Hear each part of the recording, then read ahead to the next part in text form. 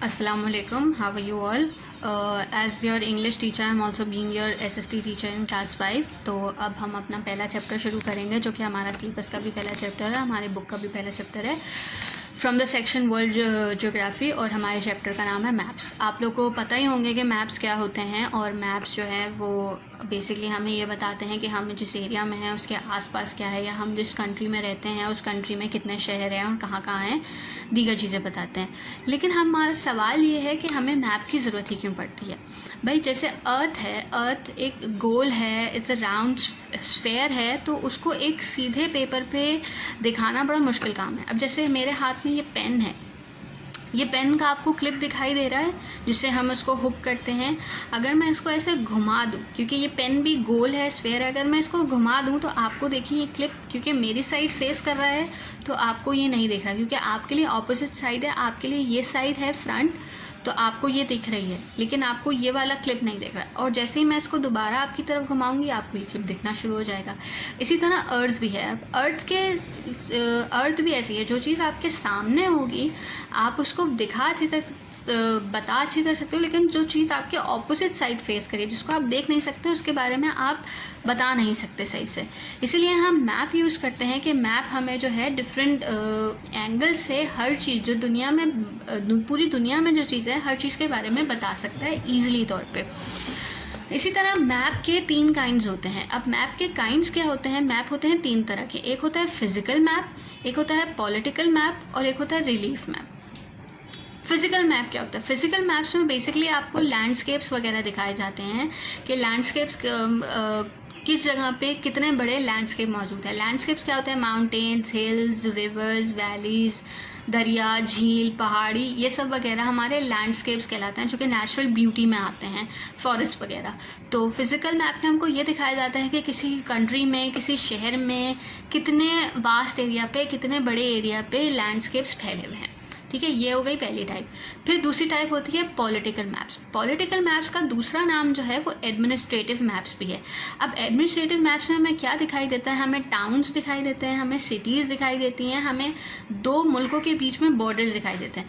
अब आपके जहनों में आएगा, हम जनरली जो मैप देखते हैं, जो हम SST में पुरानी क्लासेस में भी लगाया होगा, पाकिस्तान का मैप आपने लगाया होगा, या आपने अगर कहीं पाकिस्तान का मैप देखा होगा, तो उसमें आपको जो है वो country with in the Pakistan आपको डिफरेंट सिटीज़ के, ये रहा कराची, ये रहा लाहौर, इस्लामाबाद, बलूचिस्तान में कोयटा है, और नारान, कागान, चित्राल वगैरह, ये सारी सिटीज़ के नाम आपको टाउन्स के नाम आपको उस मैप में दिखाई दे रहे होंगे। तो पॉलिटिकल मैप में टाउन्स, सिटीज़, छोटे छोटे शहर, गांव, देहात वगैरह सबके नाम दिखाई देते हैं। तो जनरली हम लोग जो यूज़ करते हैं वो पॉलिटिकल मैप यूज़ करते हैं। फिर आता है रिलीफ मैप। रिलीफ मैप में होता क्या है कि माउंटेन्स और हिल्स की हाइट बताते हैं। अब 2 तरह के पहाड़ होते हैं, हिल्स होते हैं और माउंटेन्स होते हैं। हिल्स होते हैं छोटे पहाड़ जिन पर चढ़ना आसान होता है और लोग हाइक वगैरह करते हुए काफ़ी उस पर चढ़ते हैं। और एक होता है माउंटेन, जो कि बड़े बड़े पहाड़ होते हैं जिसमें बर्फ़बारी वगैरह, जो जैसे K2 और कराकोरम रेंज और ये वाले हैं, ये वाले पहाड़। तो ये बड़े पहाड़ होते हैं जिस पर चढ़ना मुश्किल होता है। तो रिलीफ मैप्स में इन पहाड़ों की हाइट बताई गई है। फिर हमारे पास जो दूसरी चीज़ आती है इसमें, जब हम अर्थ से रिलेटेड पढ़ रहे होते हैं तो हमारे पास लैटिट्यूड और लॉन्गिट्यूड आता है। अब लैटिट्यूड और लॉन्गिट्यूड आप जनरली पढ़ चुके हैं, लेकिन उसको आसान लफ्ज़ों में समझाते हैं कि किसी भी जगह मैप में कोई भी प्लेस ढूंढने के लिए हम आर्टिफिशियल ग्रिड इस्तेमाल करते हैं। ये हमारी आर्टिफिशियल ग्रिड है। ग्रिड होती है, हम ऊपर नीचे लाइनें बनाते हैं। तो ये देखिए, ये मैंने छोटा सा बॉक्स बनाया है, इस पर मैंने ये लाइन यूं करके भी लाइनें खींची और यूं करके भी लाइनें खींची। अब ऊपर से नीचे जो आ रही हैं, ये हमारी डायरेक्शन होती है नॉर्थ की, और ये हमारी डायरेक्शन होती है साउथ की। ठीक है, इस तरफ हमारी डायरेक्शन होती है ईस्ट की और इस तरफ हमारी डायरेक्शन होती है वेस्ट की। अब जो लाइन है नॉर्थ से साउथ तक आ रही हैं या साउथ से नॉर्थ तक जा रही हैं वो लाइंस ऑफ लॉन्गिट्यूड कहलाती हैं, और जो लाइंस हमारी वेस्ट से लेके ईस्ट तक या ईस्ट से लेके वेस्ट तक जा रही हैं वो हमारी लाइंस ऑफ लैटिट्यूड कहलाती हैं। ये एक्चुअली में अर्थ के सरफेस में नहीं होती हैं, ये हम अपनी आसानी के लिए आर्टिफिशियल ग्रिड इस्तेमाल करते हैं जिससे हमें पता चलता है कि डिफरेंट चीज़ें हमें पता चलती हैं इसमें। अब क्या पता चलता है, जो लाइनें हमारे नॉर्थ से साउथ तक आ रही होती हैं वो मेरिडियंस ऑफ लॉन्गिट्यूड कहलाती हैं, और जो हॉरिजॉन्टल लाइंस हमारी ईस्ट से वेस्ट तक पैरेलल टू इक्वेटर चल रही होती हैं ये हमारी पैरेलल्स ऑफ लैटिट्यूड कहलाती हैं। अच्छा, जो हमारा ये आर्टिफिशियल लाइंस है हमारी, बेसिकली ये equator is a line of latitude which is all the way round the middle of the earth. ये जो हमारा मिडल होता है ना, जैसे आप ये जो मैंने बनाया ये देखें, इसमें बॉक्सेस कितने हैं, 1 2 3 4 5 6 बॉक्सेस हैं। तो बेसिकली ये वाली लाइन हमारी मिडल लाइन होगी, सही है। तो मिडल लाइन जो होती है ना हमारी, जो अर्थ को दो इक्वल हिस्सों में, मिडल क्या होता है, जो किसी भी चीज़ को दो इक्वल हिस्सों में बांटे। अब ये जो हमारी मिडल लाइन होती है ना, ये इक्वल हिस्से में अर्थ को दो हिस्सों में तकसीम करती है। दो हिस्से ये तकसीम हो जाएंगे तो ऊपर वाला जो हिस्सा है दैट इज़ नॉर्थ साइड वाला हिस्सा वो नॉर्दर्न हेमिस्फेयर कहलाएगा, और जो हमारा नीचे वाला हिस्सा है साउथ की तरफ का हिस्सा वो हमारा साउदर्न हेमिस्फेयर कहलाएगा। इससे फ़ायदा क्या होता है, इससे फ़ायदा ये होता है कि ये जो हमारी लाइंस होती हैं ना बेसिकली ये हमारे लिए जो होती हैं ये कोऑर्डिनेट्स होते हैं। कोऑर्डिनेट्स क्या होते हैं, अब ज़रूरी नहीं है हर किसी को मतलब पता हो। जैसे फॉर एग्ज़ाम्पल इसमें डिग्रीज़ होती हैं। फॉर लेट्स से ये हमारी 90 डिग्री पे है और ये हमारी 60 डिग्री पे है। तो अगर हमें किसी भी प्लेस के कोऑर्डिनेट पता होंगे कि भाई वो 60 डिग्री वेस्ट पे है और 90 डिग्री, क्योंकि ये देखिए 60 डिग्री वेस्ट पे, वेस्ट साइड पे, और ये ऊपर की साइड है तो 90 डिग्री नॉर्थ की साइड है। तो हमें अगर कोऑर्डिनेट्स पता होंगे तो हम आराम से सीधा खट करके मैप पे पहुंच जाए, मैप पे ढूंढ लेंगे कि यार इस इलाके की बात हो रही है।